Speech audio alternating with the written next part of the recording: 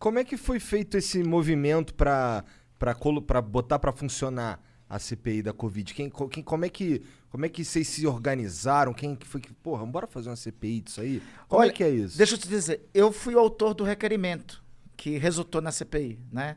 Na Constituição, a regra diz o seguinte, que CPI é direito de minoria. O que quer dizer isso? Só traduzindo rapidamente. Que a minoria parlamentar tem direito a propor uma comissão de investigação. Só que propor uma CPI, conseguir uma CPI, sempre não é uma tarefa muito fácil. No começo desse ano, lá pelo dia 12, 13 de janeiro, acho que todos vocês acompanharam a tragédia que estava em curso em Manaus. Né? Foi o alvorecer trágico da segunda onda da pandemia aqui no Brasil. Eu vi aquilo e de imediato disse, olha, a gente tem que tomar uma providência para isso. Qual é a providência? Vamos propor uma investigação. E até aquele momento, os dados do Brasil do enfrentamento à pandemia eram muito ruins. Né? Então, vamos juntar o que está acontecendo com Manaus com o enfrentamento errado que está se dando em relação à pandemia aqui no país. E propusemos a comissão parlamentar de inquérito.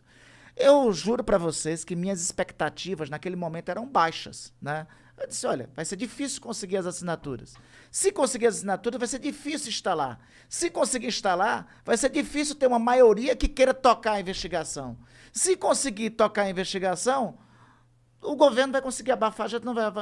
Minha perspectiva era as piores. Bem naquele pessimista, momento. né? É realista para as circunstâncias que nós estamos. Né? Eu tenho uma frase de um filósofo italiano chamado Antonio Gramsci que eu gosto de sempre utilizo como mantra, né? Otimismo da vontade, pessimismo da razão.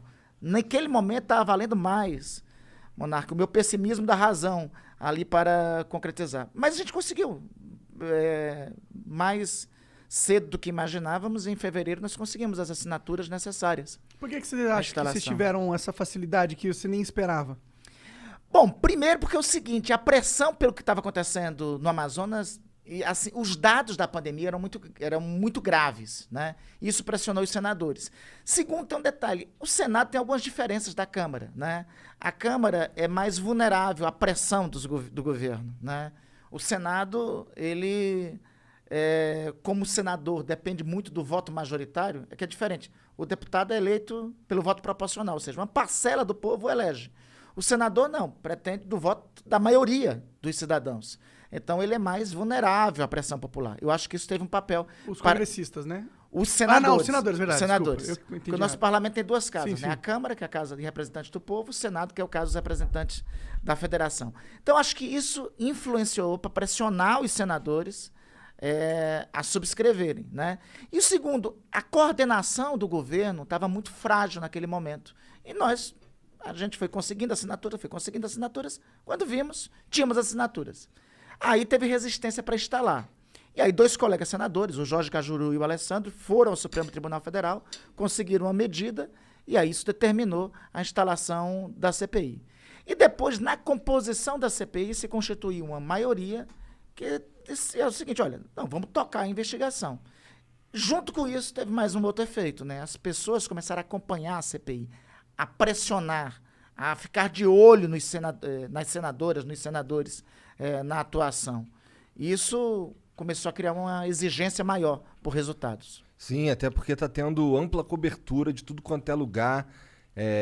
Inclusive, não é nem muito difícil, dá para ver ao vivo, é fácil, né? Não é... Isso é uma parada que eu acho maneira. Mas, cara, será que vai chegar... Eu sei que não é o papel da CPI em si, mas será que chega um momento que a gente também dá uma olhada como é que foi a coordenação dos governadores? Porque a CPI não pode investigar governador, pode? Não, por CPI no âmbito federal, não. Por 2 razões. Primeiro, por força da própria Constituição, que impede. Segundo, por força do regimento do Senado. O artigo 147 do regimento do Senado diz que não pode se constituir comissão parlamentar de inquérito em relação à Câmara Federal, em relação aos governos estaduais. E também porque tem um negócio, assim, que a Constituição define algumas regras. Nós somos, Monarca e Igor, uma república federativa. O que é uma federação? São estados que se associam, abrem mão de sua soberania e mantêm sua autonomia. É por isso que nos estados tem assembleias legislativas e tem ministérios públicos estaduais, né? Então, assim, nós temos que cobrar. no meu estado, deixa eu te contar uma coisa, eu sou oposição ao governador de lá, né? E eu acho que tem muita coisa errada no meu estado. O meu estado foi campeão de operações da Polícia Federal, né? E eu acho que tem muita coisa errada e tem que aprofundar as investigações sobre a atuação do governador do meu estado, sobre o governo do meu estado em relação à pandemia. Ocorre que quem tem que fazer isso é a Assembleia Legislativa e é o Ministério Público Estadual, né? Cabe a cada um de nós, dos nossos estados, dos nossos municípios, cobrar. A quem de respeito tem essa responsabilidade de investigação, né? Entendi. A